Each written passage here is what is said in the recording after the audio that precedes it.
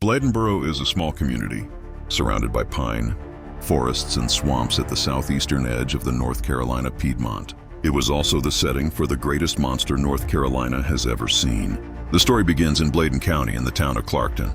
On December 29, 1953, a local woman heard her neighbors, dogs barking and whimpering.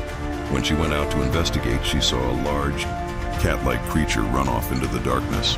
That was the first sighting of the beast of Bladenboro. 2 days later, the creature would strike. On New Year's Eve, Bladenboro Police Chief Roy Fors was called out to the farm of Woody Storm, 2 of Storm. His dogs had been killed by something large and powerful. The poor dogs' bodies had been completely drained of blood. More reports started coming in. DG Pite said he watched from his service station as a dog was attacked by a large creature and dragged into the woods. Chief Forez was inundated with reports of dogs being attacked from across the county.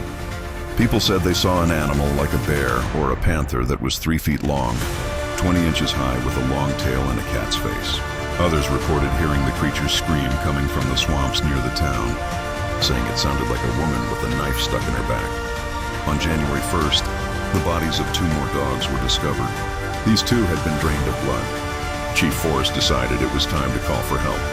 A team of professional hunters was brought in from Wilmington to track down the animal. Chief Forrest accompanied the tracking party and said he saw footprints the size of a silver dollar. Then on January 5th, the beast of Bladenboro attacked a human. That evening, Mrs. Kinslaw heard the sound of whimpering dogs outside of her house. She went outside to investigate. She saw a large, cat-like creature rush towards her. Mrs. Kinslaw screamed and her husband rushed outside.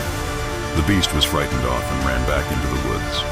Newspapers picked up the story, and soon Bladenboro was overwhelmed with hunters coming in, eager to bag the beast. Over 600 men from as far away as Tennessee descended on the town. A fully armed pack of fraternity brothers from UNC Chapel Hill made its way down to the town to see about putting the beast's head on their wall. But nobody knew exactly what they were hunting. Speculation began running rampant.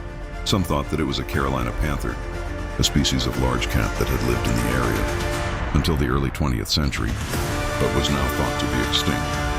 Others said they were dealing with a coyote or stray dog.